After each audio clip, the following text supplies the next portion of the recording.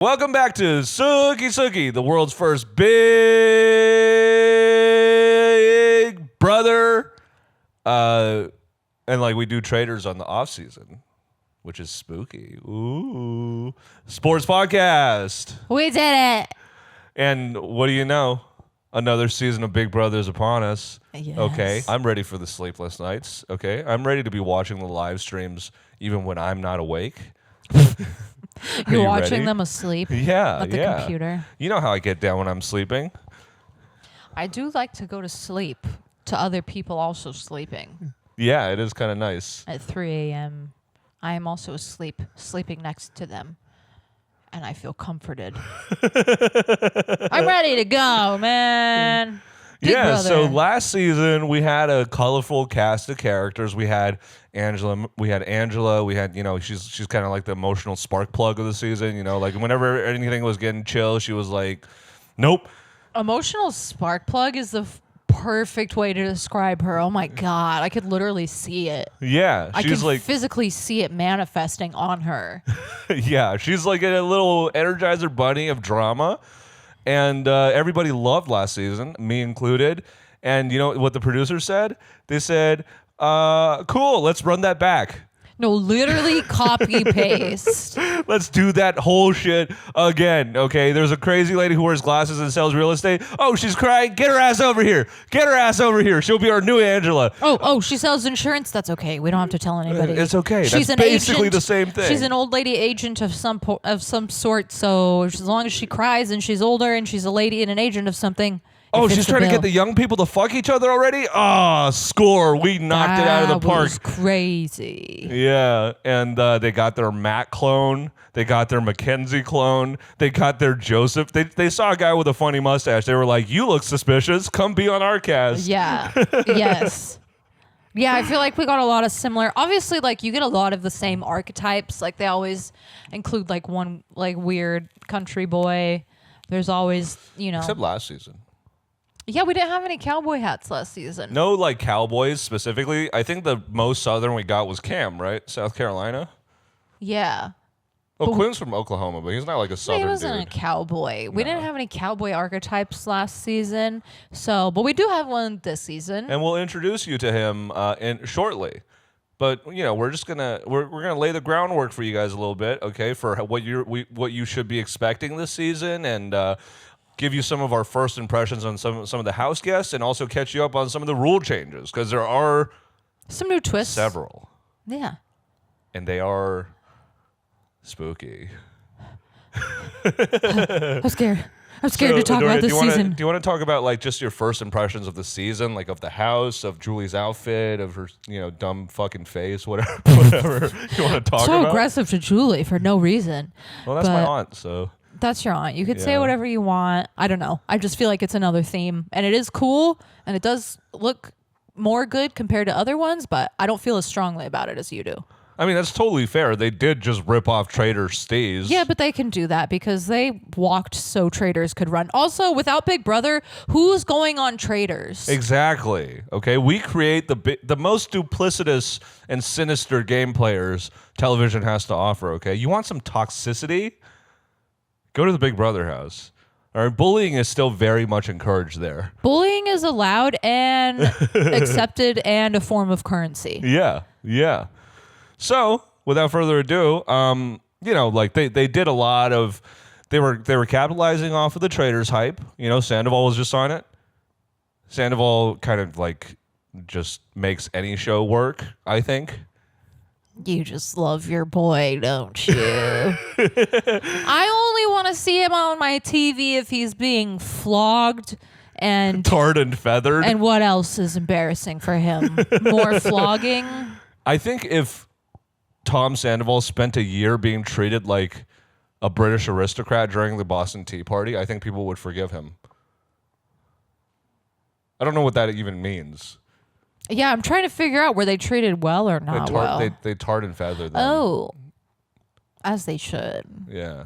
Tar and feather the rich. If your dad's rich, go and tar and feather Yeah, if him. you know anybody who's rich, you should immediately tar and feather them. That's kind of your responsibility. If you're not tarring and feathering rich people in this day and age, You're part of the problem. Get the fuck out of my YouTube channel. I don't care. I don't care about your politics. Keep watching. I don't give a fuck who you believe in, as long as you believe in us. All right. Shall we talk a little bit about the house guests? I have it pulled up in front of me. Do you feel like you talked about the house enough?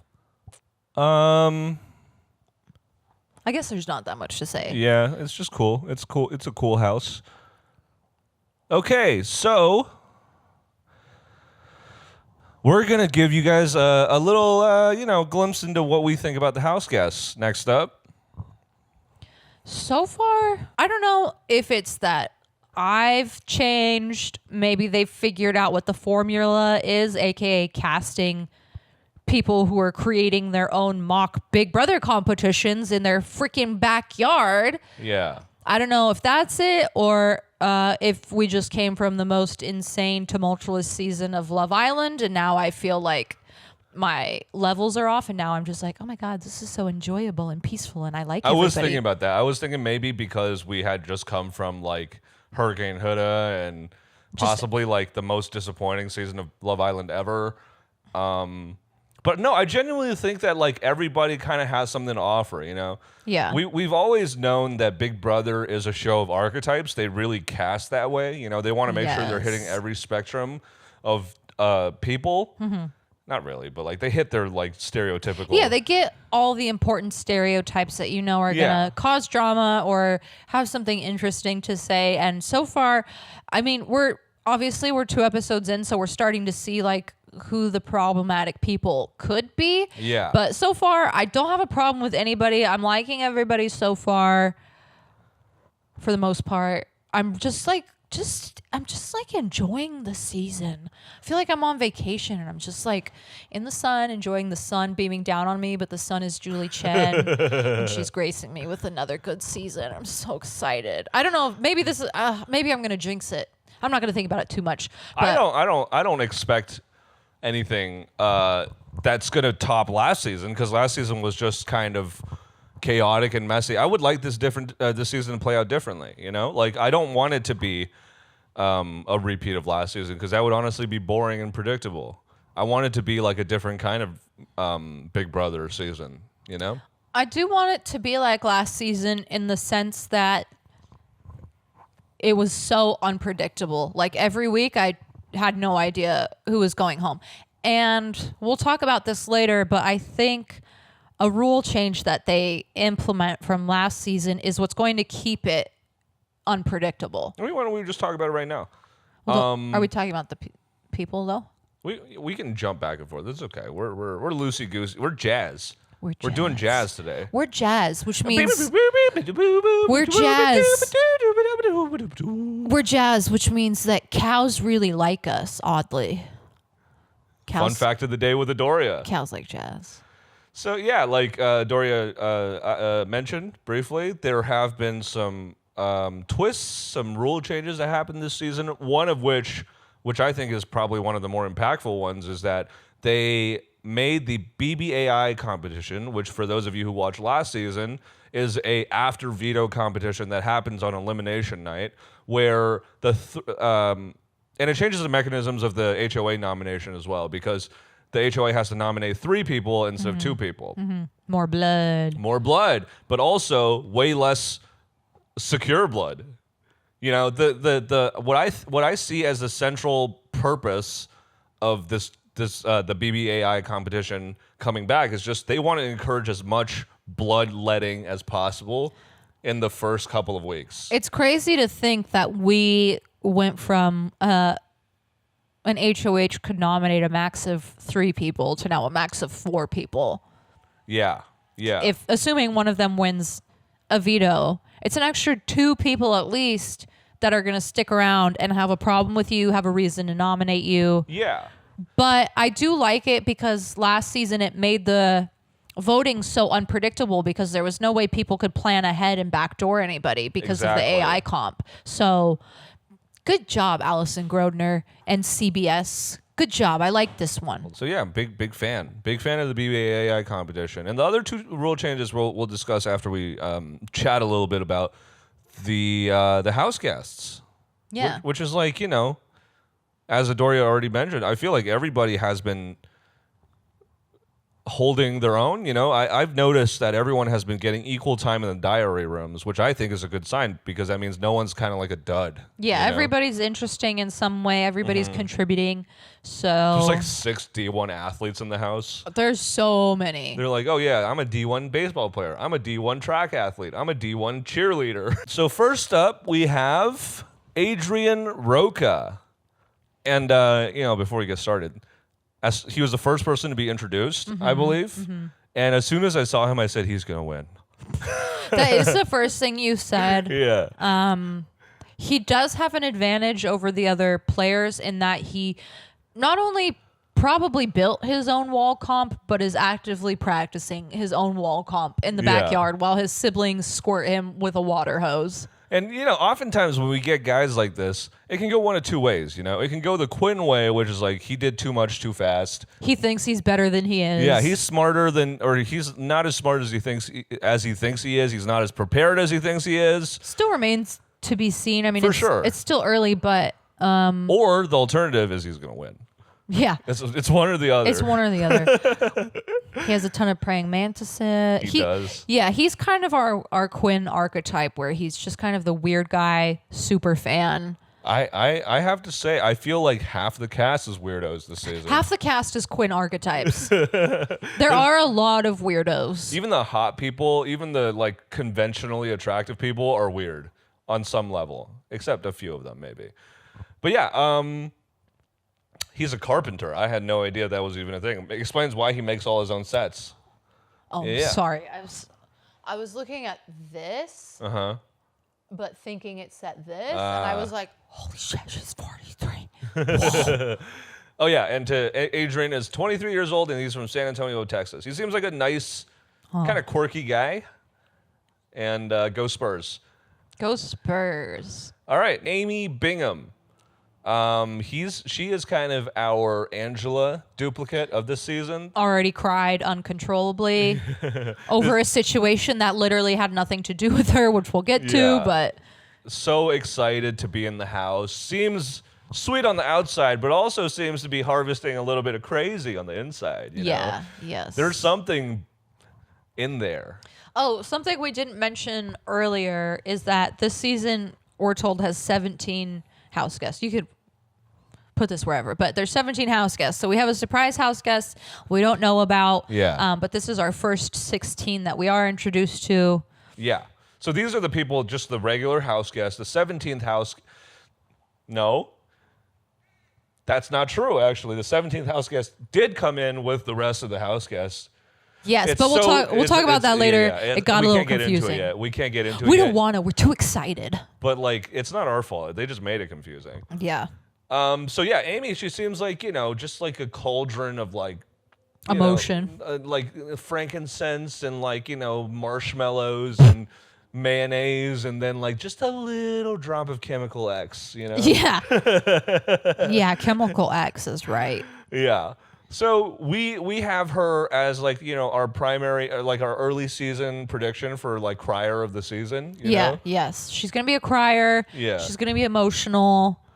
She's And excited. She's gonna do stuff that are not good game moves. I can already tell that. Yeah, and we'll get to that. I mean, she's already made a one not good game move. But yeah, she's definitely right off the bat. I mean, she's our insurance agent. She's an agent of something. Yeah. She's going to be an agent of chaos this season. I can already tell.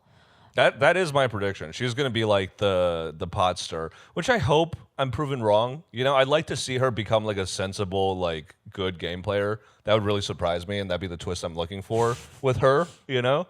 As she makes an excellent move. Yeah, I mean, I just don't like seeing people be their archetype the entire time. It's always fun when the player looks like something and then ends up being something else.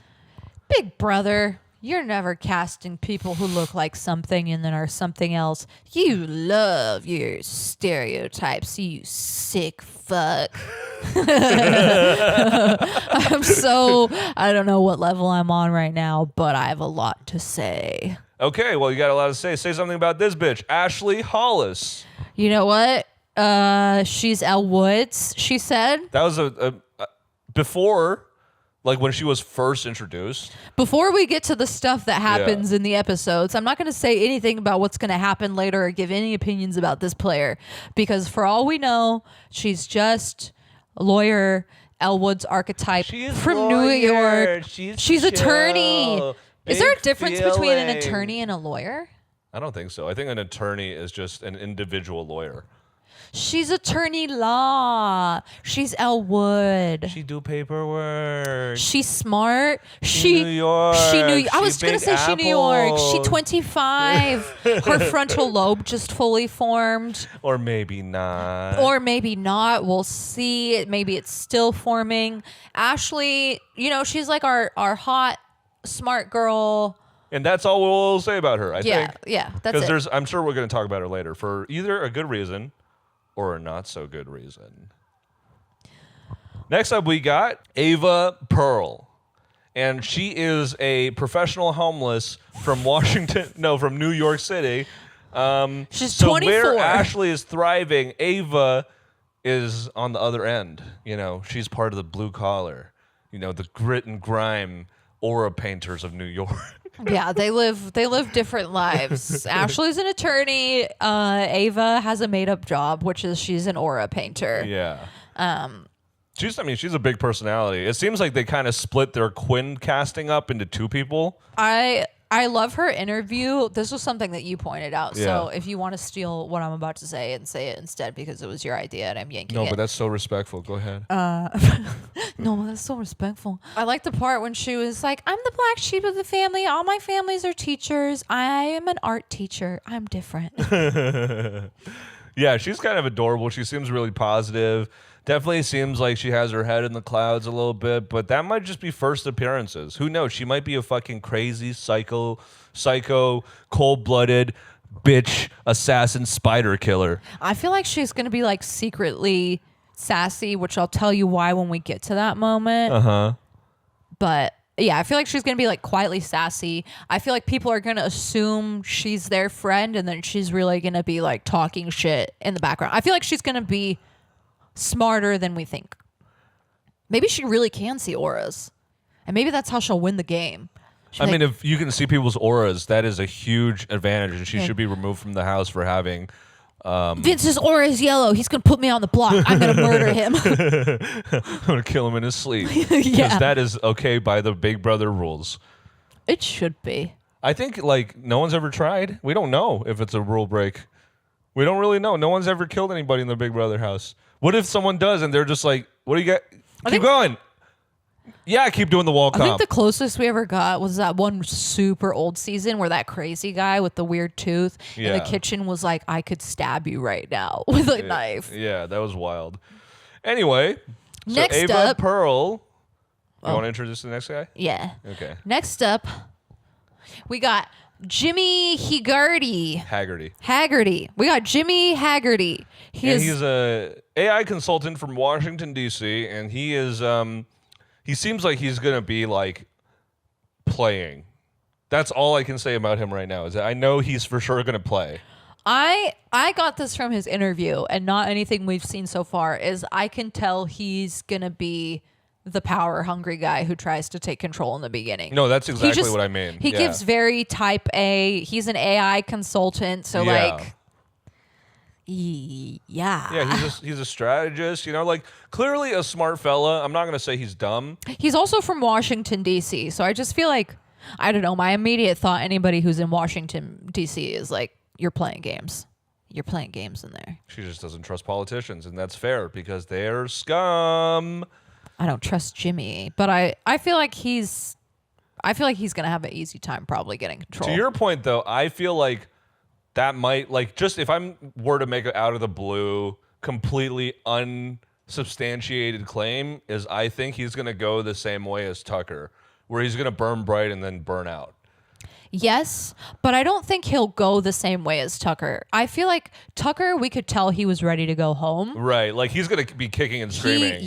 He wants to stay. He's going to start throwing weird shit at the wall. You know who he could be? He could be Michael from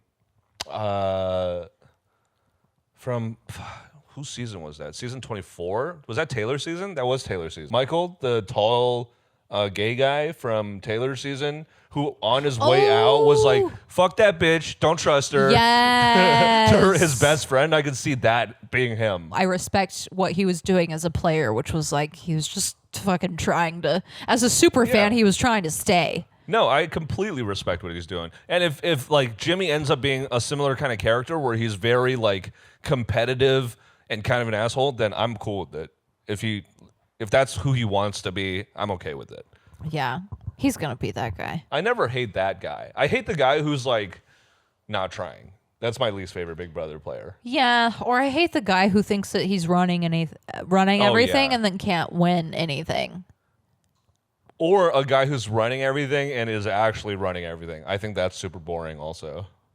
Enough about guys. Who's our next girl? Next up, we have Catherine Woodman, and she's a fine dining server from Columbia, South Carolina. She's 23.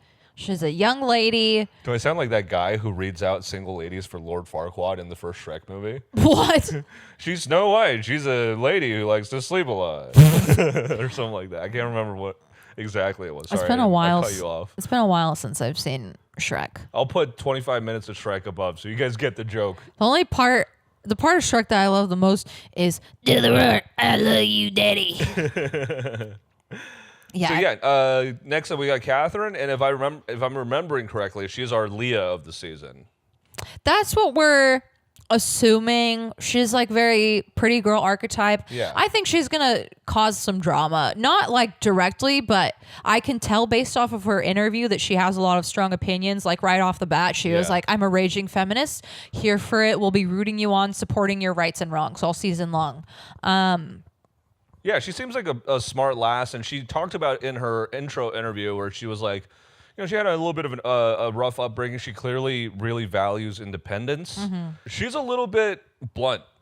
Yeah, I really like that about her. I feel like it could be a problem for her. I can see her being the girl that's like super stubborn and is like, I think my idea is better, so I'm going to do what I'm doing. And I'm not going to... Like, I definitely feel like she's not going to be a sheep of the season. That's just voting to go with the house. I hope I'm not wrong, but I have good feelings about Catherine. Yeah, I like her off the bat. She seems strong-willed and seems like she's here to play, which is all we really want out of any of these motherfuckers, you know? Yeah.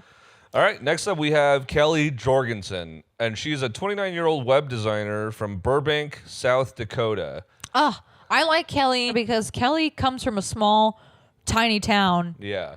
And didn't want to stay in her small, tiny town and got her own pilot's license and has flown herself to 42 countries. Well, I don't know. She's flown herself to 42 countries. Kelly's a liver.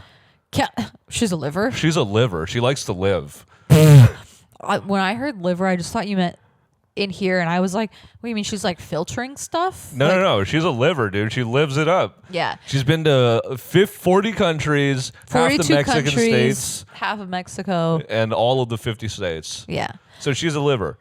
Yeah.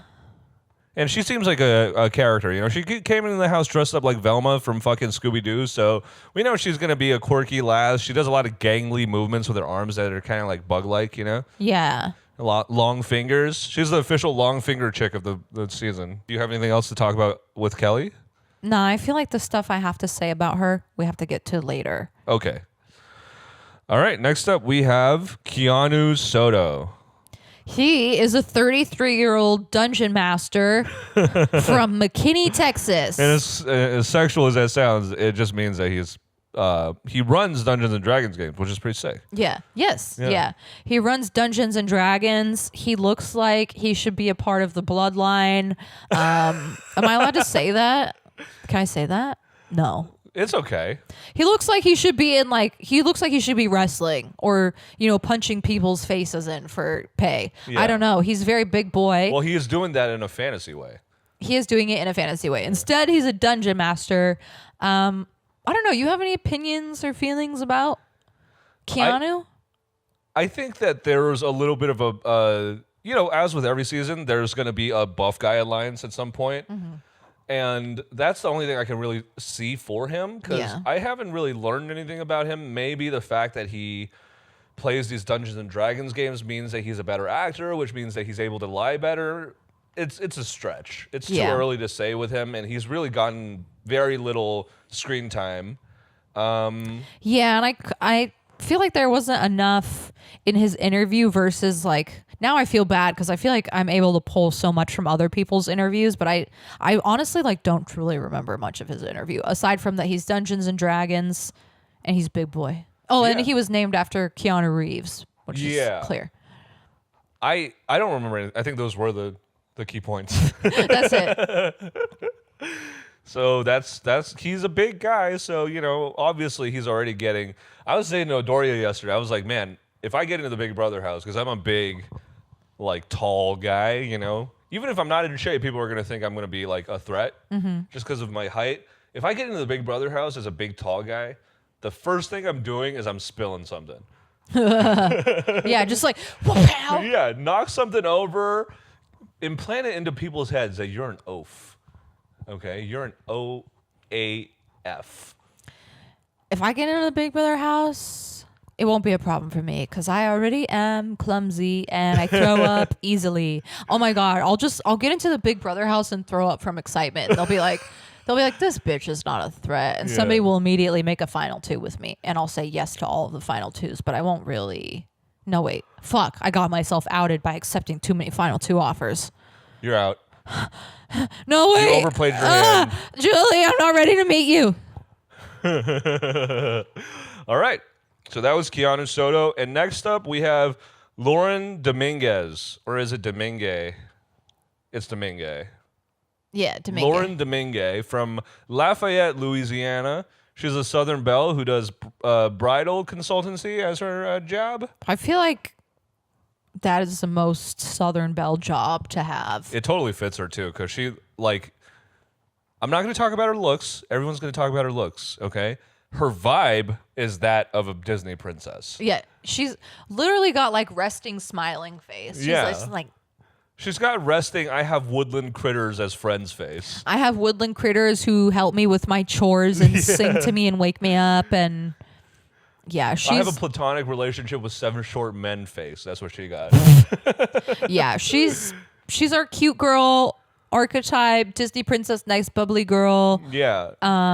She has an HOH robe, so we know she's a super fan. She has a great body. Like, I know we don't want to talk about looks, but I feel like she'll be able to, like, she's in shape. She's gonna win some competitions, I think. Yeah. And she was a D1 bridal consultant. So that's She's a D1 bridal consultant.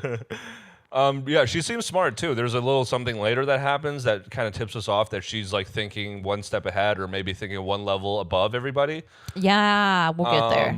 All right, and next up we have Mickey Lee from Atlanta, Georgia, and she's an event curator. Again, not much to really judge on. She seems good with people, I will say that. Yeah, she's an event planner or coordinator, so Yeah. I feel like that will help her. I don't know. I don't really have a lot of opinions about her. Nice Southern lady. From her confessionals, she's, you know, bubbly and she seems charismatic. But so does everybody else in the season so far. No one seems like a weird loner weirdo. Yeah. So, No weird loners yet. yeah. We haven't identified like a Devin or anything She like that. rides horses, so I feel like that could maybe give her an advantage in some. We've seen some weird, like, latch on to this thing with your legs competitions in Big Brother before. So far, all we know about her is that she does a job that deals with people on a day-to-day basis, and she's a bubbly lady. And I like her fine. Next up, we got Morgan Pope. She is a gamer from Los Angeles, and she's, oh my gosh, she's 33. She looks good for 30. Well, you know what? I'm not going to say that I feel anymore. like she looks 33 on the dot. Because what do we just expect women to turn into dust when they turn 30? No, she looks good. She looks good, and that has nothing to, and I'm not going to say anything about her age. She just looks good. She's a beautiful lady. She's gamer. Yeah, she's gamer. She's gamer. She's gamer. She's also a D1 athlete, track athlete. Yeah, she was a D1 track athlete. Not a joke. She's, like, if you see her, she's very in shape. She looks like she's running on, like, 10% body fat. Yeah. She's quite tall for a woman. I think she's around 5'8", you said? Yeah. Okay, so she's, like, if I were walking into the house with her, I'd be like, okay, I'm noticing. I'm not, like, targeting, but I'm noticing, you know? Next up is Riley Jeffries from Luther, Oklahoma. He is a professional bull rider, and he's 27. And he looks the part. Yeah. He's our cowboy of the season. And we'll talk about it later, but he seems like he's going to be a big threat. And I'm not going to say why right now, because off the bat, he's just a very stereotypical Southern, charming, you know, he's got his one-liners and all that. Yeah. He's just like a tall Southern dude. I'm sure everybody's just going to look at him and be like, he's the dumb Southern guy. Like, not make many assumptions. He's tall, so he's definitely some sort of physical threat. But the way his personality is, did I cut you off? No, you're good. The way his personality is that like you don't really take him seriously. Yeah. Because he seems so relaxed. He seems the type of guy who makes everyone else around him feel relaxed. You know, like there's been a lot of times in the 2 episodes that we've seen where he's just been like the joke cracker, you know? Yeah. Wrong, bad wording for that. What? The person who makes jokes. So that's Riley Jeffries. Yeah, seems like again, I'll explain more later, but I like him a lot as a competitor and based on the events that unfolded. Next up, we have Vince Panero. He's unemployed, just like Joseph from West Hills, California. He's 34. He's got a mustache. Joseph worked at a video store. Yeah, but he didn't make money from the video store, remember? I forgot. What did he got paid in movies, right? Oh, or I can't remember. Yeah, I don't even know what he was getting paid that's in. Basically unemployed. I mean, that's worse than unemployed. He's working for nothing. Yeah. This man is also unemployed. However, I think he has some skills that Joseph also assumed that he had. He can juggle, which maybe we'll see that come into play later to help him. Yeah. He was a D1 baseball player. He was a baseball. No, he did say he was D1. He might be our only non-D1. He was a college baseball player. He was a D something. He had to be a D level. He just played collegiate baseball. Yeah. And right off the bat, my first impression, I don't know if you were done. Yeah, I'm done. Okay. My first impression of him was that he seems like a little bit not good at social. Yeah. Yeah. Yes. He, in the first episode, was, we'll see him say yes to some things, and then immediately in his diary room is like, all I care about is self-preservation. Whether or not I follow through on any of these promises will remain to be seen. Right now, all that matters is self-preservation. Yeah, there's a little bit, you know, a little bit of like a Tucker in him, you know, where he seems like he trusts, more so than anything else, he trusts in his own ability to win. Yeah. You know? And that's what he's going to pin his game on. He's not going to play a social, or he's not going to play only a social game. Yeah, it seems like he doesn't really care about that right off the bat, which I feel like, honestly, is different than what we've seen. I feel like in the earlier weeks, the things that people care most about is their social game, building connections and stuff. And I feel like at this point, he's just like, all I care about is surviving and proving that I, 1, have something to offer, and 2, like, he's kind of just taking it day by day, it seems. Yeah, it doesn't seem like he has, well, that's a really good point, because at one point he's like, at this point, all I'm really worried about is this moment, you know? Like, I'm not worried about, like, ruffling any feathers or getting blood on my hands. I just want to maintain my safety for this week. Yeah. And that's my concern. And I honestly like that train of thought, because a lot of the things that happen week to week lead to these long-running like dramas that happen throughout the season, you know? Yeah. And if he executes every week well, then essentially he's just playing a perfect game. Yeah. And I know Big Brother is supposed to be a game where you're playing chess and where you're thinking several steps ahead, but I almost feel like it's bad to do that in the first week. Like in the early stages, all you should focus on is building a foundation that the rest of your game can survive on. Like literally, we don't have any information yet. All that you know is that you're in a house with 15 other strangers. You need to win. You're being pulled in different directions. Like I feel like people think too long term, which causes them to like form alliances super early on or make choices too quickly or just play too hard too fast. And it's interesting to see a game where somebody's starting off not doing what everybody else does in Big Brother, which is think millions of steps ahead. Yeah, but also the interesting thing that's unfolding this, well, we'll get to it later, but is that enough for Vince? Yeah. Okay. Yes. Next up, we have Clifton Will Williams, and he's a 50-year-old college sports podcaster from Charlotte, North Carolina, and he's kind of like the buff old guy of the season. Yeah, yeah, he's ex-military. Yeah. They were like, Kenny didn't really work out. Let's try it in a different color. Did he say he used to coach something? Or no, I'm just assuming he does sports because I think his daughter plays college basketball, which is why he's a female college basketball coach. Podcaster. Yeah. I don't know if he's a coach, but it wouldn't be weird for him. He's like a very sturdy, rock solid old guy. Yeah. And the only thing I can say about him right off the bat is that I don't feel the same way about him the way I felt about Kenny. Which is fine. I don't ever want to see another Kenny on my screen. No, it's 100% a good thing. Like, I feel like he's already in the mix, Yeah. He's having conversations. He's not sitting back and kind of like... And I get it's tough to talk to young people when you're like 30 years older than them, But obviously, he has a common ground with people because of sports or whatever, Yeah. And we'll talk about it later maybe, but there's a specific thing that he already does that I'm like, okay, I feel like he's off to a better start than a lot of our older people have been. I kind of feel bad for some of our older people because I feel like they kind of just cast people who are the stereotypes of their age and are just kind of like dumb duds who don't know how to connect with younger people and don't know how to play the game. So I think that's a little harsh. Dumb duds. I feel like Angela did good. Not all of them. Angela did good. But like I'm just saying they a lot of the time just cast people who are like dumb, fall on their face old people. Like remember Kathy from the cop from Rachel's season? Yeah. How she freaking kept getting stuck in the caramel for like an hour. Hey, y'all heard it here first. She's ageist. I'm not, but like I feel like I'm gonna edit it so you say all old people are dumb. I've got more hope for Will than I usually do for our older people.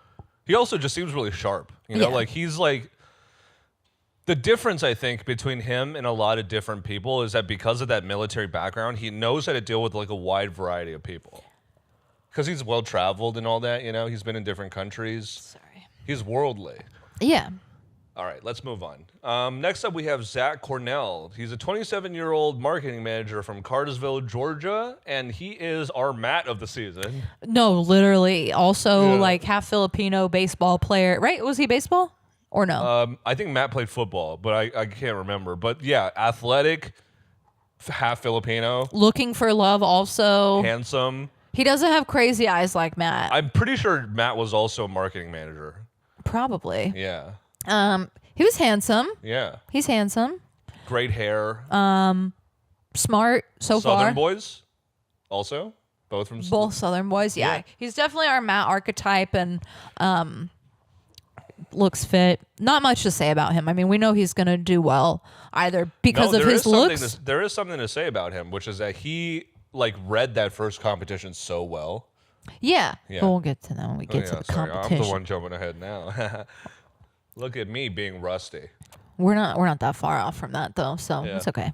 And last but not least, Zay. All I got to say about him is that he looks like Luka Doncic. I've dubbed him Luka Blonde Tips. And that's it. Yeah. He grew up Mormon, and now he's a door-to-door salesman, which I think is hilarious. And he looks like, like a jock. But apparently he grew up in academics team, and maybe he's the T-core of this season. Maybe he's the queen of the nerds. If I'm being honest, I have zero expectations for this man, and I'm fully judging him based on things that I probably shouldn't. But if I'm open to being surprised, and I would love that if he's smarter than I know. But right now, I just feel like I don't know. She has no reason to dislike him, but she just does. And like, I don't if you say otherwise. I don't dislike him. She can dislike whoever the fuck she wants. I don't dislike him, but I just feel like he's gonna be like just a dumb dude. She said, "Hey, you see this book? I judged it by its cover. I judge all my books by their cover. That's why they're so pretty up there. Yeah, you want to have an ugly ass library, bitch? All right, and that's all our house guests. But wait. What? One of these house guests is not who she seems. But also, we have someone coming in to join the house who is the official 16th guest of the Big Brother house. What? But what? We've already talked about 16 people, Tian. We've already talked. We counted every single person that you talked about. We went back through the timestamps and counted. There were already 16. So how could she be the 16th guest? And it's stupid and confusing, but the 17th house guest this season is basically what they're calling this season's saboteur. Exactly. They're just a mystery henchman for somebody that we get introduced to that we don't know who he is, but he or she is in a mask, and they're trying to basically fuck Jigsaw shit up in the Big Brother house, and they have an accomplice that's helping them. And this accomplice is technically the 17th house guest. Yeah. And they're technically, at this point, at the beginning of the game, not in the game. Yes. They're not in the game, and only until a certain condition is fulfilled will they join the game. However, the 16th house guest that we were talking before, our last and final house guest who will be playing this great game of Big Brother that we know and love is Big Brother royalty, Rachel Riley. Rachel? Brennan, I am biggest. Grabbing life fast flowers. I love Rachel. And she comes in hot, dude. She comes in wearing like a hot red ribbon. Yeah, she's wearing literally like a piece of fabric. Yeah, like a bow on her body. surprise. That's the same color as her hair. It's the same color it's been for the last 20 years. Fire truck red. She's because so pale. that's what she is. She's fire. She's so pale. Yeah. She's so white. She's glistening like ivory. She's coming down the stairs just blood red and ivory. Everyone's Yeah. like, oh, fuck. Yeah, no, literally everybody's like, we're so excited. And also we're scared. And like, what's his name? Jimmy immediately starts being like, no. This is not what we talked about. No. Yeah, no, Jimmy immediately tries to get on the phone with Big Brother's manager and is like, what the fuck is this? You let in a winner? Yeah. Get her out of my season. I'm super excited about it. She like just came off hot on a good season of Traders. Yeah. You know, like she was definitely playing that game as much as she could. Mm-hmm. And we just know that this stage is made for her. Like Rachel Riley and Big Brother, they just make sense. You know? They don't make dollars. They make sense. Yeah.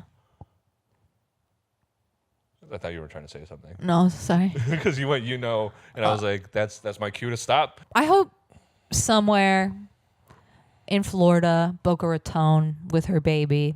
She lives in Alabama now. No, I'm not talking about her. Oh. I hope somewhere Oh, sorry. her in Boca Raton, Florida with her baby, Kate Chastain is watching. I don't think she is. Or if she is watching, she's watching out of spite and going, I hate it. I hate it. I hate your outfit. I hate your outfit. What are you wearing? You look like a pork chop. No, literally, that's what she would say. I hope she's watching somewhere. And who knows? Maybe Jimmy will be the Reagan to Rachel this season. Maybe he'll be a Reagan part 2. I don't know. That. Reagan was like a neutral good gay, and Jimmy seems like a lawful evil gay. Yeah, he's totally lawful evil. Yeah. Wow. I miss Reagan. I wish they would bring him back. Anyways, so Rachel is our surprise 16th house guest, but if she's technically our 16th house guest, do we know who our 17th house guest is? Not as of right now, but as we see later, this will become a part of the game. So this is a good point for us to jump into the competitions. Mm-hmm. So the house gets get ushered into the house. A couple minor things happen. You know, the guy sees the girl sees the guy. Ooh, he's hot. Ooh, she's hot. Yeah, everybody's... Ooh, they're hot. I'm going to make them fuck. That was one of them. Yeah. Yeah. And that's Amy. And nothing really happens. And then they get into the competitions. And there's 2 competitions, one for one side of the house and one for the other, you know. So the first side of the house, they compete in a competition and they're not competing for HOH, by the way. They're competing for an unknown power. Yes. That is undisclosed as of now. Yes. And so the first side of the house has to compete in a competition where they have to build a bridge, which is essentially a puzzle. So it's a puzzle, and then they have to go to a series of doors. I think it was 5 doors total. Or 4 doors total? I don't know, because there was 2 there's a levels. second row. Yeah, there's 2 you're right. levels of doors. Anyway, there's a fuck ton of doors. Yeah. Okay, I didn't fucking count them, but there's a lot of doors.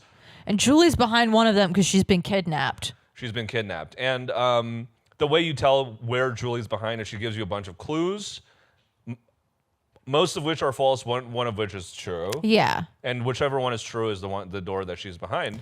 And we can just kind of speed through it. You know, like the only thing that I thought of was of note was that one guy was winning and then another guy cheated off his homework. Yeah. And then the guy who cheated off his homework started winning. And then the other guy started cheating off his homework. Yeah, something to know is the back and forth between Adrian. Adrian and Zach. While Zach was building his puzzle, Adrian was looking at his puzzle to see how it needed to be built so that he can move on and start listening to doors. Yeah. Zach, then when he was done, noticed that Adrian was running around and listening to doors and was like, okay, well... I don't have to check the ones that he already checked. Yeah, I'm not going to check the ones he already checked. He hasn't gone for the answer yet, so obviously it's none of those doors. I'll start on on another row and start checking those doors. Immediately finds the answer and then is able to plug it in, and he wins. He didn't even know if it was the answer. He said, like, Adrian's running, like he's about to finish. Yeah. So I'm just going to plug this one in, and he got lucky, I guess. Yeah. Well, I think he heard the message and was like, I think this is correct. Right. Yeah. And then plugged in the answer, won that way. Yeah. And he gets a power which we don't know what it is yet. Yeah. Let's talk about the other side of the house. You're good. Come on. Come on out.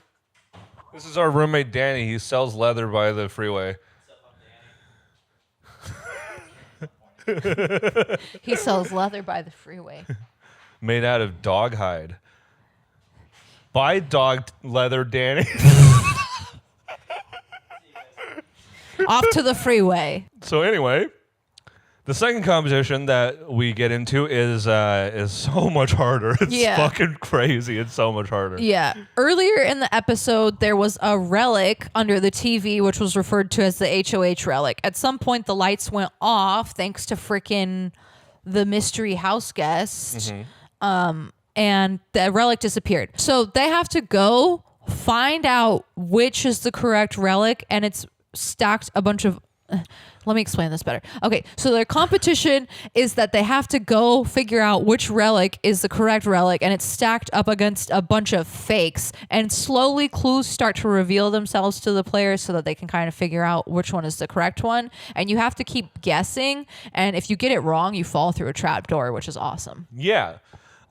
It was so hard. I'm not even kidding. From like, I paused the TV and looked at the relics. I couldn't tell them apart because it was the difference of like inches, you know, like the positioning of the key and the engraving, whatever. It was just really tough. And, basically everyone gets to try. Yeah. Jimmy ends up on top at the very end. Yeah, we were running out of people too. I thought nobody was going to win this competition. It was down to Jimmy and one other person, and somehow Jimmy got it right and won. I love these Big Brother competitions where you're like, is no one going to win? They're really stupid. We hardly ever I don't think we've ever had There was one last season, I remember. The one where it's like they were in a room and they had to unscramble the words. Nobody won that one? No, but like at one point I was like, they're going to have to give them the answer. And they did, remember? They gave them the answer. That was the one, the BBAI competition. Anyway, yeah, it doesn't matter. Oh, I know which one you're talking about. Yeah. That one was so fucking hard. Yeah. Yeah. I love that we're, another season into, maybe we'll have some stupid historical things. I want another repeat of what happened to Mackenzie last year during OTEV when everybody accidentally got the answer wrong and only she got it right. Oh my God, I forgot about that. I think about that moment a lot because I love it. Yeah, that's gotta be one of the greatest Big Brother achievements. So Jimmy wins the second competition, and they go back to the house, and thereupon it's revealed to them, Julie reveals to them what they won. And Zach, the winner of the first competition, learns that he won $10,000. $10,000. And the other much less. Jimmy good. won a kick to the nuts. Yeah, Jimmy won 4 kicks to the nuts. Yeah. Because his power dictates that he has to choose the 4 people competing for HOH this week because there's only 4 competing this week.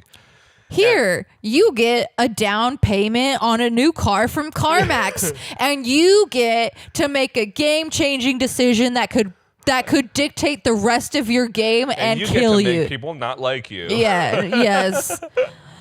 So, he goes around the house. He does his due diligence. He makes his rounds with the house guests, trying to find out who wants to and who doesn't want to. And luckily for him, he ends up finding 3 other people besides himself that to play in the HOH. And those 3 people are Zay, Ashley, and Vince. Not Zay. Not Zay? Adrian. Yeah. Adrian, Ashley, and Vince. Yeah, and Jimmy makes an agreement with all of them kind of separately, like, hey, we're not going to put each other up, right? Yeah. And that's one of those moments where Vince is like, I'm agreeing, but we'll see what happens if I win. And it's so funny because everybody he talks to, he's like, do you want to play? Do you want to play? Everybody's like, I don't think this is the week for me to compete, actually. Yeah, it seems like there's a lot more tactful people this season. Like a lot more people who are like, I'm not doing this for my ego. I want the money. Yeah. So I don't really want to show out at the beginning. Jimmy, Ashley, Adrian, and Vince play, and the competition is, and we've seen this competition before, it's kind of a balancing act where you have to balance a bunch of different weights on a very uneven pole with other poles sticking out of it. I don't know how to describe that thing. That's right. You just got to balance, and they can't fall before a certain amount of time runs out. Yeah, there's 3 tiers of rods of different lengths, and also these bombs that are all, I'm assuming, the same weight, but because of the positioning of the limbs, it makes it difficult to balance them. So it's a balancing competition. And this is where I think Vince's juggling is going to help him. Yeah. You don't say. Everyone else was struggling to get like 1 or 2, and he was on his last one. And, it's not much of a shocker that the freakish mustache juggling guy won the balancing competition. Yeah. Vince wins. He takes the cake. I know we already talked about this, that they're keeping the BBAI comp in, but I love that they waited until after the HOH competition was over to be like, oh, did they? Oh, by the way, hey, HOH, you thought you were just going to nominate 2 people? Actually, it's 3. They should have announced it right before nomination ceremony. That would have been hilarious. Oh, and actually you have to think about one more person I now. think that would have been excellent. But anyway. I don't think they would have done that. That would have fucked over his game too much. Yeah, that's too unfair, but it would have been great TV. So Vince becomes the HOH of the house, and is there anything that we really need to talk about except for Showergate? In the second episode, just that Amy is the person. Which I don't know if we've mentioned before, and then we can just cover so in this, we can quickly just go over this part, I think. So what comes next is that they all get back to the house. Vince is HOH, and now it's revealed that the $10,000, which upon watching that part, I was like, this is the dumbest shit ever. You gave one guy a punishment and another guy $10,000. You basically gave both of them punishments. Yeah. Also, CBS, if you're watching, the punishment does not fit the crime. It's so messed up that you made the guy who won the harder competition, you gave him a punishment, and the guy who got the easier competition won $10,000. Should be the other way around for fairness and stuff. It is really unfair. Like, if you think about it, if this were an actual show where competitive integrity was like really important, you can't possibly think that that's a fair game. You know? No, it wasn't fair. It's However, crazy. The $10,000 was less stupid than I thought it was. The $10,000, which this was not revealed in the first episode, we didn't find out till the second episode, actually comes with a stipulation, which is insane. Do you want to tell us what it is? Mm-hmm. So, what was it? He wins the $10,000 and he can basically buy his I got safety. this shit. Let me cook. So, we live in capitalism, and the dollar speaks. Okay, the dollar speaks every language. So, what this It does. So what this power really is it's not just $10,000 for you to use outside the house. You can use it in the house. Whoa, what? They just gave Zach like 2 cartons of cigarettes, man. Yeah, yeah. So at any point, if he gets nominated for eviction, he can choose to give up his $10,000 to the HOH. They have to remove him off the block and immediately name a replacement nominee, and he can do this all the way up until jury. Now, what I said when they revealed this was I wish that they left it up to be a choice. Yeah. Like, not only is this power way better than what Jimmy had, but it just feels unfair that you could just, I mean, obviously there's a get out of jail free card in other seasons, but it would be so much more interesting if Zach was like, hey, HOH, like, you could nominate me, or I could give you this money. Yeah, the thing that gives him so much more of an advantage is that the HOH has literally no say, or if he doesn't use it, he just gets to keep it automatically, which is like... It's a win-win. No, I feel like he should have to choose either, like, in the moment, I'm going to keep this, or I'm going to spend it. Right. I feel like he shouldn't get to... There's too much upside without any risk, because he doesn't have to use it. That's the thing. Yeah, I feel like they were just like, oh, last year, we were so mean to our pretty boys, so this year, kiss on the head. And then we almost lost our second, pretty boy, Tucker, so we have to really treat... his will to live. We have to treat this pretty boy really well. Here's $10,000. Here's $10,000 and safety. Also safety. We love you. You're so beautiful. Crazy.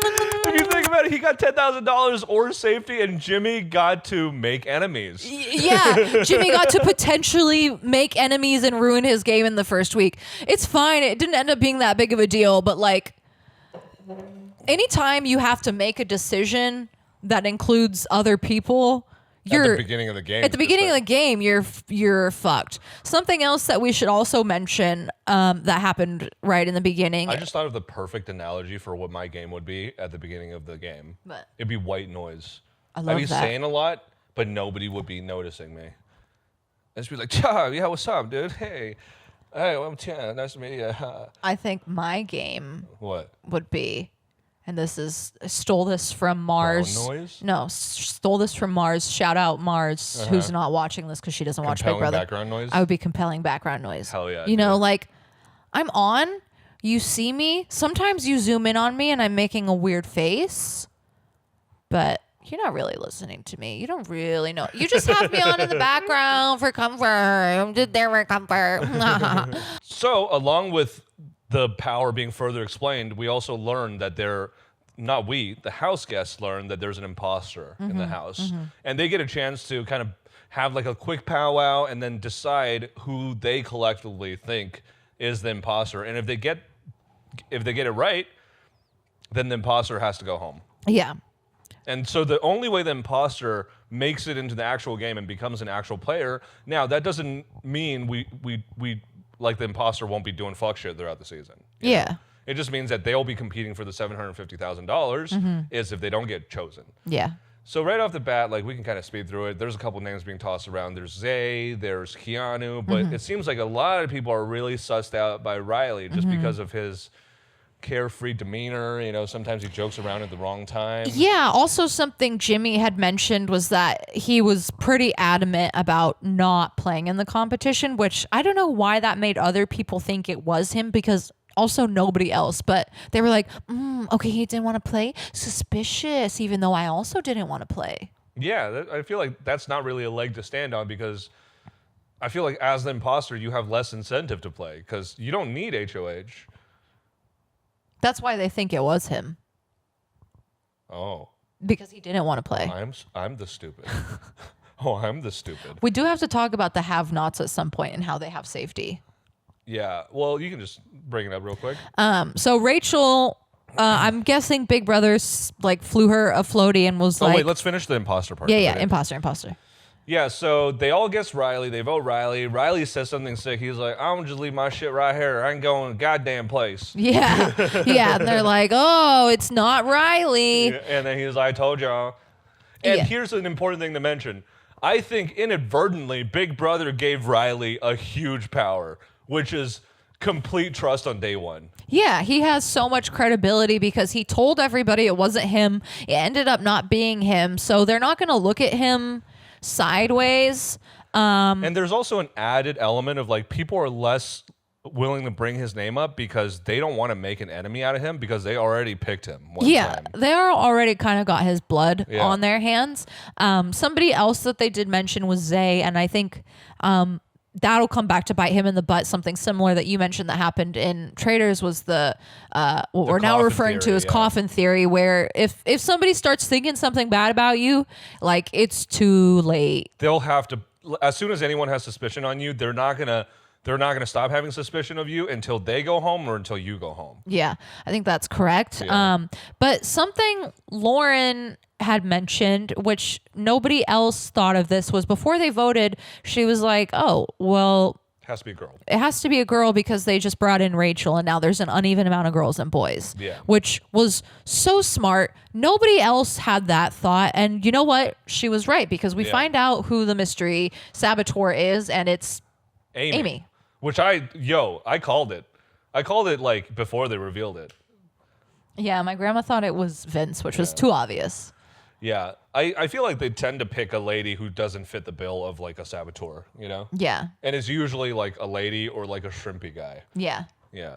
So that kind of takes us through the events with the exception of one thing, which is the shower to end all showers. Shower gate. Yo, never have I seen something so stupid snowball into something so big so quickly. Yeah. I just Like Angela's like charcuterie gate got closed, but this is another level.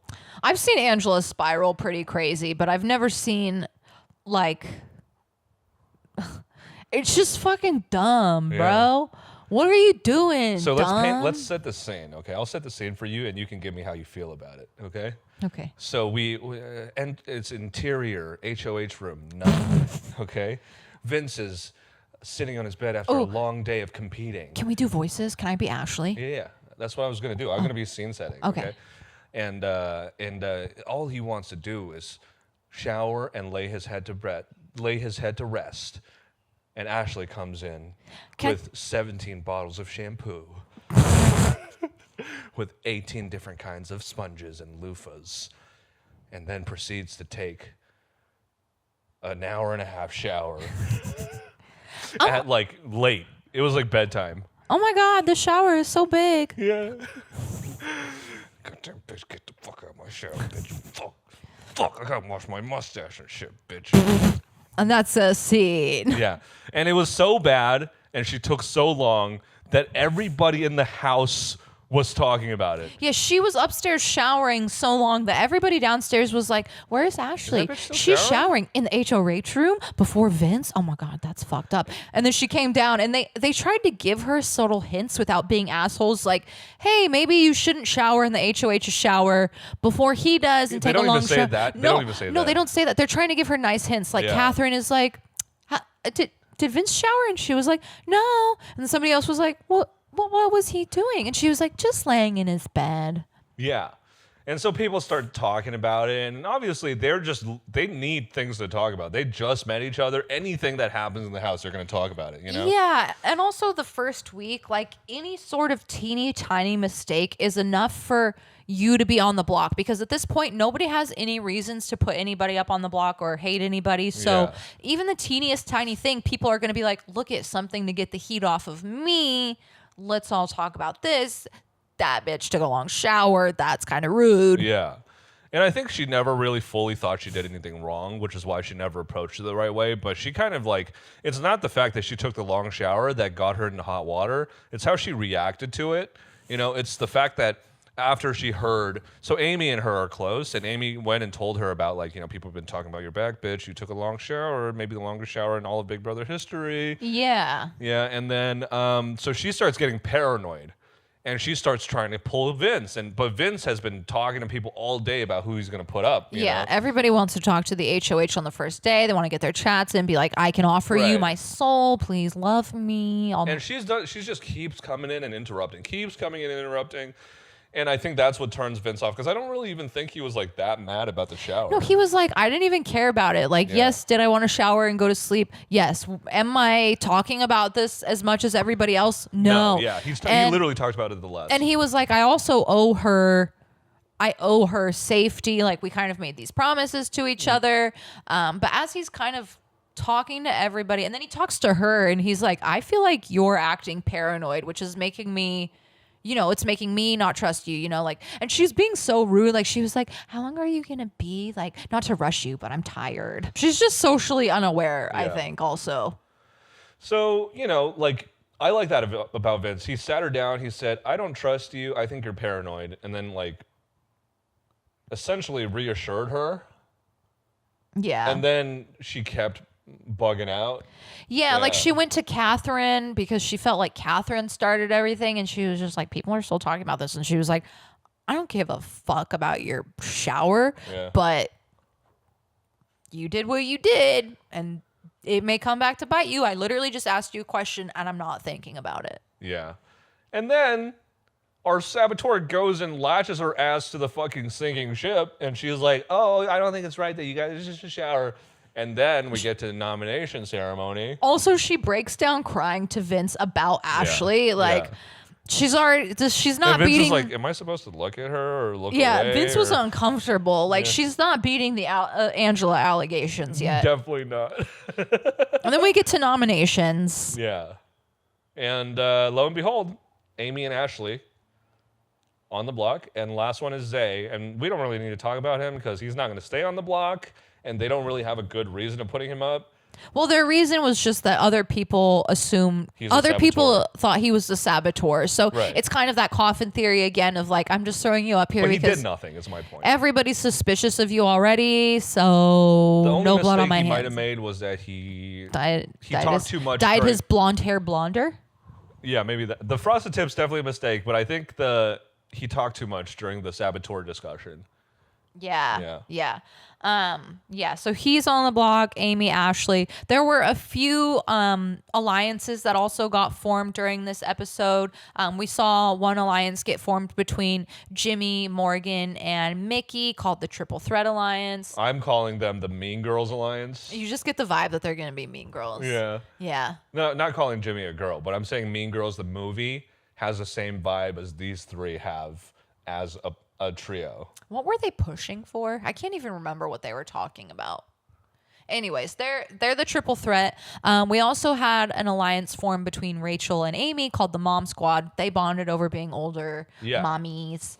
And then we also had a very bizarre final two formed between Vince and Kelly on day 2. And she also offered herself up to be on the block. I don't think it's that surprising. They're both activity people, I know it's not surprising them, but it's just people have activities. They're just like, it's too early. It's too early to offer yourself up as a pawn and form a final two. 100%. I feel like people are just excited. And I can't even say that if I got in the Big Brother house, I wouldn't do this. There's definitely going to be people that you meet and you're just like, I love this person. You know? Also, if somebody approaches you and is like, I want to make a final two, you can't really be like, no, fuck you. You could be like, it's too early, but like, if you say no, then it's like, oh, you're not with me, you're against me. Yeah, exactly. I do think that putting any stock into anybody in week 1 is a little bit foolish. But again, everyone's excited. And I don't think that these were formed out of like haste. It feels like these people make sense together. And honestly, it's shocking because we usually see way more alliances formed in the like first couple episodes. I know. I just mean like sometimes people feel like they're making alliances just to create safety, but this time it feels like all the people who made alliances like each other. Yeah. No, I'm agreeing with your point. Like all of these alliances have felt, the final 2 one I still feel like is haste, but all the alliances feel intentional. We didn't even see any alliances made. There's no collective situation. Yeah. We didn't see any alliances made until the second episode, which I feel like that's very rare. People usually start forming like Really? day On the one, first episode? I feel like they do. People are just so quick to be like, "Oh my god, all girls alliances never work. Let's be the one to make it work, and we're not gonna do it." Yeah, we're gonna be the first group of women in history to get along. Yeah, yeah, and then all the men are like, "We're all buff, and we are really good at compromising and being flexible on our ideas. So let's all work together. This is not gonna go south because even though we all believe we're alpha males." We even saw a little bit of that this season, though, when Zay was like, dude, he's a really big, thick guy, and I like that. I won't say my thoughts on that, but yeah. He's Mormon. Yeah, we might see some buff guy alliances. All the guys already started working out. Oh, something I almost forgot, and this is why we think Will might be a little bit smart, because he was just kind of fading in the background, yapping with the girls, like, "Oh my god, look at those guys work out. I can't do that anymore now that I've had my whole entire body has been replaced. I'm such a weak 50-year-old man. I'm 50. I could die at any moment." I'm the 50-year-old man. I'm the oldest man alive. Yeah. I'm not a threat. He's playing up his age for sure to make people think he can't win. He's like, no one's welcome to the gun show, actually. Fuck. Yeah, Will is trying to downplay his athleticism, and you could, like, he's in shape. Yeah, you He's look like, at him. he's sturdy. You Yeah. know? Like, no, like the only, like, it's believable because he's older, and no young person's gonna be like, you ain't fucking weak. Yeah.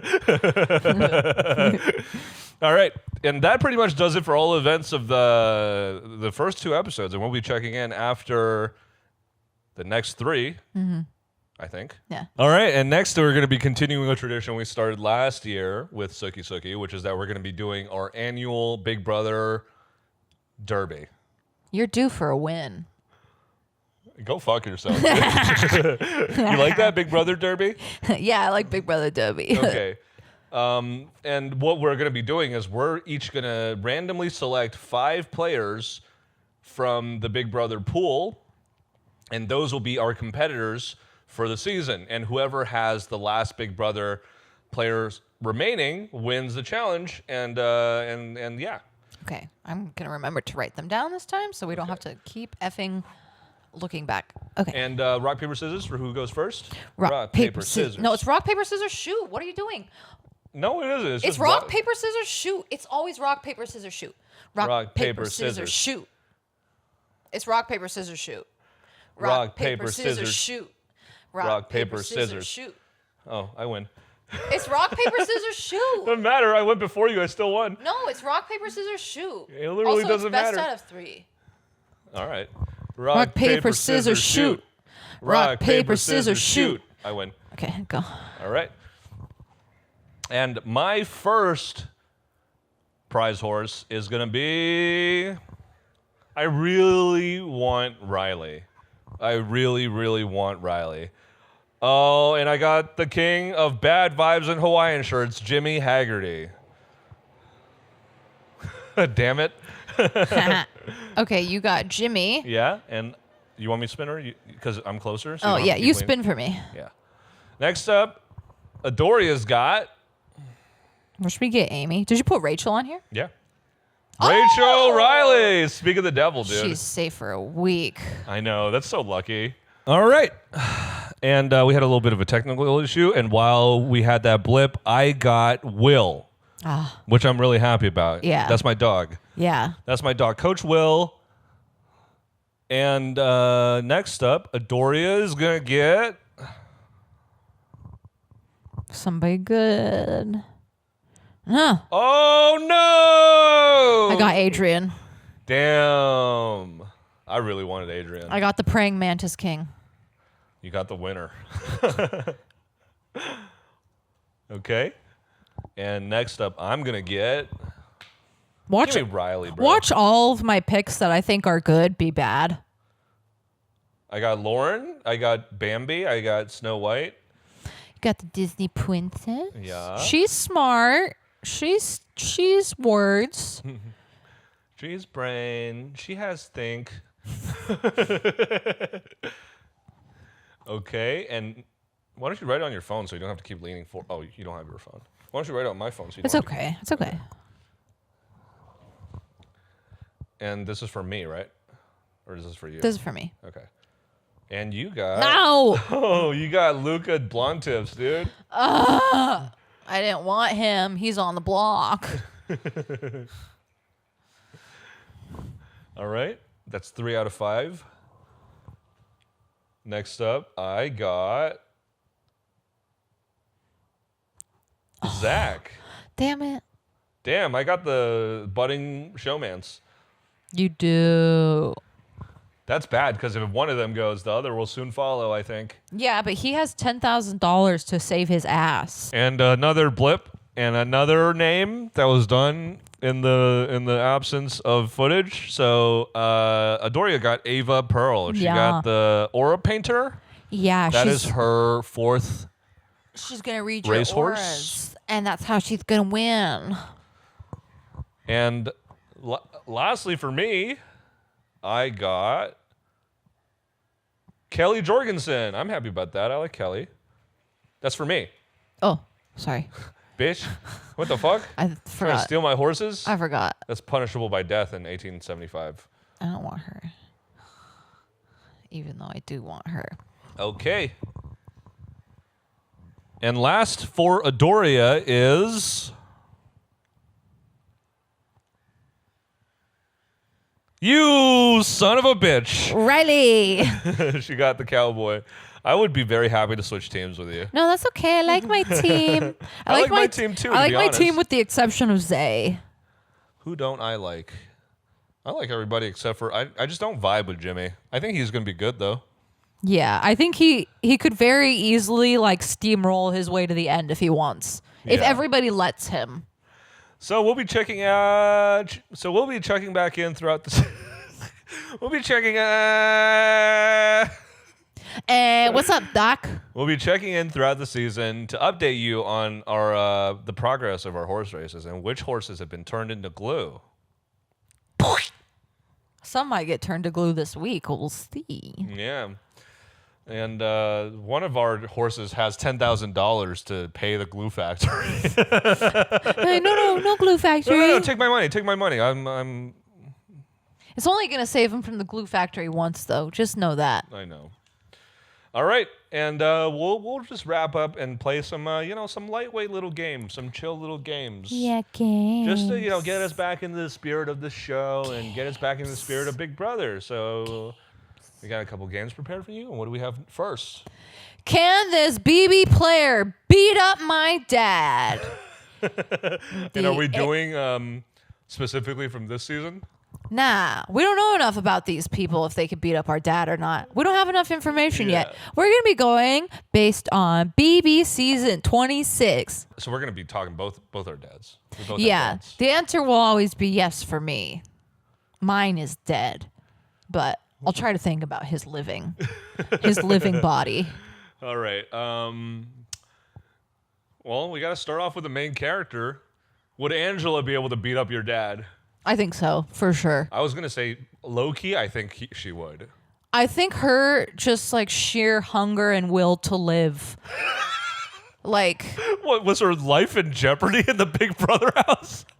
every day it was in jeopardy, technically. She made it in jeopardy. She made it in jeopardy and she fought her way out. She would definitely start the fights with our fathers, unprompted out of nowhere. Like, she would start a fight with them. They're not Like starting they're the coming fight. out of a dead sleep. Yeah. She's like, wake up. I have to beat you up. Can you imagine being woke? You're in trouble, mister. Yeah.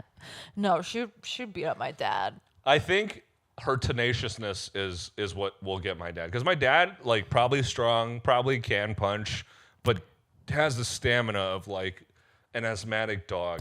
Yeah. Also, I feel like Angela's the type of person where if you punched her in the face, she would just, like, and then, like, get She would back at you. smile No, while crying. She would, like, wipe the punch off and then, like roll her sleeves up and, like, scratch your eyes out. Punch her in the face, she just goes, har, har, har, little mama.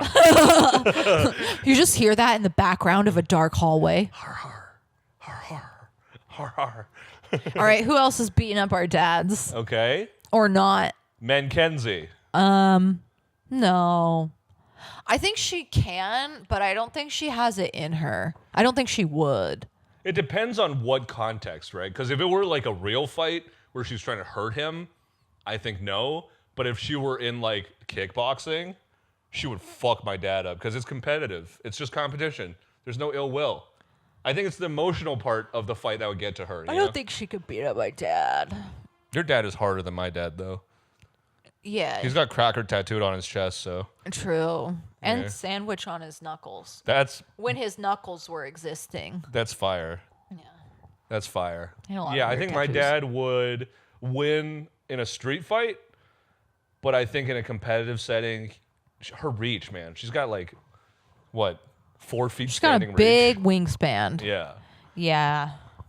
Yeah, I don't think she could beat up my dad. Actually, ever. Even in the urn, she can't take him. Especially in the urn. All right, and next up we have Tucker. Could Tucker beat up our dads? For sure, nah. For sure, nah. No, he has like the most surface level dog in him. Yeah. He's a dog. He only has dog in him for 5 minutes. He only has dog in him when he's near his dog. Yeah. Well, that would mean that the dog doesn't occur from him; it occurs from the dog. And it's no surprise that a dog has dog. If the question was, could Tucker's dog beat up my dad, I would have a different answer. But since we're just talking about Tucker, the answer is no. Yeah, I don't think so. He cares too much. My dad has no hair. He has hair. Enough said. He still cares about what he looks like. My dad doesn't.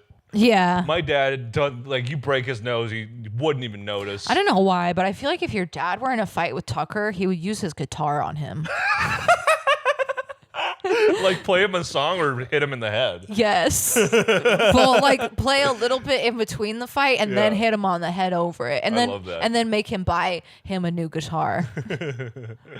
And next up, we have... I feel like that's all the good ones, to be honest. Cam, maybe? Could Cam beat up Cam? Could Cam beat up my dad? I don't even think Cam could beat up his scrambled eggs. I think he could beat up my dad, but I feel like Cam is just too chill that he wouldn't even... Yeah, he could beat up your dad if it was the only thing he had going on that day. Yeah, he could beat up my dad. He can't, like, beat up our dads and then go socialize. Yeah, I feel like he's too chill to beat up my dad. I don't know. Should I go to Trader Joe's or go beat up those two people's dads? Yeah, he probably has the physical tools necessary. Again, I think my dad is just gruffer. I think he cares about less. I think he has less to live for. Yeah. So I think he would win. Through experience. Can Chemo beat up our fathers? I think we're underestimating him because I feel like every Hawaiian guy I've ever met has been like dumb strong. Yeah, I was just thinking. I feel like he's for sure big enough to take my dad, obviously in the urn, but also while he was alive. I feel like he's like his size is good. He strikes me as like the type of guy who like he would never fight anybody. Never. But if you get him mad enough, that starts coming out, you know? Ooga shuga. He starts making Hawaiian noises, you know? It's like when he loses his temper, he can get scary. So I'm still going to say no, though. My dad's pretty tough. I think he could beat up my dad. I think for sure. Yeah. I say yes. And the last game we're going to be playing is Adouria is going to be blind ranking all the twists we've seen this season. So, blind rank Big Brother 27's twists. Yeah, I'm ready. Okay. I'm blind. There's not a lot of them, so, you know, it's not going to be the toughest game, but it's a good little warm-up game for us to get back into the groove of podcasting. Yeah. You know? All right. First twist we have... blind rank quickly and not think about them. You don't have to actually cover your eyes. But then it's not a blind rank. All right. First up, we have Big Brother making the decision to keep the BBAI competition. 1. I'm going to place it 1 first because I really like that they're keeping that in because it makes it harder to strategize far in advance. Right. And And it also makes it harder for like a big collective to dominate from the beginning. Yeah, and you know what? Winners are built on crazy fuck ass shit last minute decisions. Big Brother winners are built on crazy fuck shit last minute decisions, okay? Yeah. That's what I want to see. So easily number 1, I love it. Okay, I can't hate. Next up, we have the 17th house guest. And by this, I mean the saboteur. 4. We've seen it before. It usually doesn't work out for those people. Also, I just think like Amy's too emotional. There's no way she can handle it. Yeah. Okay. Or maybe she can play up her emotions. I don't know. But it's also just like not a new, like we've seen this twist before. Yeah, it's just not fresh. 4 seems fair. Yeah. Okay. And next up, we have the first reward, which is $10,000, and you're able to buy yourself safety. 5, because that's so not fair. Like, listen, number 1, if I were to receive it, I'd be like, that's the greatest twist of all time. Yeah. But I love every time I get $10,000. I love getting $10,000. That happens to me so often. That's my favorite thing to do is get $10,000. Yeah, I just feel like it gives him an unfair advantage. Like, he's already beautiful. He doesn't deserve more things. Well, he isn't tall. Maybe he can buy himself some new ankles. Maybe he can buy himself some tallness. Yeah. So that's 5. Yeah, because it's just not So you fair. have 1, 4, and 5 filled. I've got 2 and 3 left. Okay. And next up, we got the mysterious arrival of Rachel Riley as the 16th house guest. Number 2. Like, I'm so excited to have her back. Yeah. Was she the most annoying on her season while I was watching it and it was airing? Yes. But I have a soft spot in my soul for that Vegas lady. And I just also feel like she's never been fake ever in her life. She doesn't know how. She's always authentically herself. The only real thing about you are the pimples on your chin. Shout out Reagan. Never forget. Never forget. He totally annihilated her. But yeah, I like this era that we're seeing her in from Traders and here. So yeah. I know, and I really love that moment when she was like, this is my chance to prove that I'm more than just me and my couple. And I was like, bitch, we thought he was the one holding you down. Yeah. We both had that thought where we were like, what are you talking about? you're Prove literally that a you can do hurricane. this by yourself? It was him that couldn't do it by himself. What did he win? Like You've 2 done it by comps? yourself a lot of times already. Yeah, you won a lot. You're the winner. You're the winning. You were super winner. Anyways, what's the last twist? It's number 3. All right, the last twist is obviously the other reward, which is Jimmy having to pick out the 4 HOH contestants. I feel like that fits at number 3 because I did like it. I would have liked it more if the other reward wasn't so fucked up. the other reward was somewhere equivalent to what Jimmy got. Yeah. Because I like anything that's gonna push you to have to make decisions and Right. bad blood early. Yeah. The only reason Jimmy's reward seems bad is because the other reward is just so overpowered. The other reward is literally $10,000. So yeah. And I any feel like- closing thoughts? That does it for the blind rank, and I think that's a pretty good list. I would say I agree with that list. Yeah, maybe the trick is actually fill number 1 and 5 early. Maybe we figured it out. Meh. But we're so happy for another season, and really happy to be talking about it. And see you guys next time. Bye. Bye.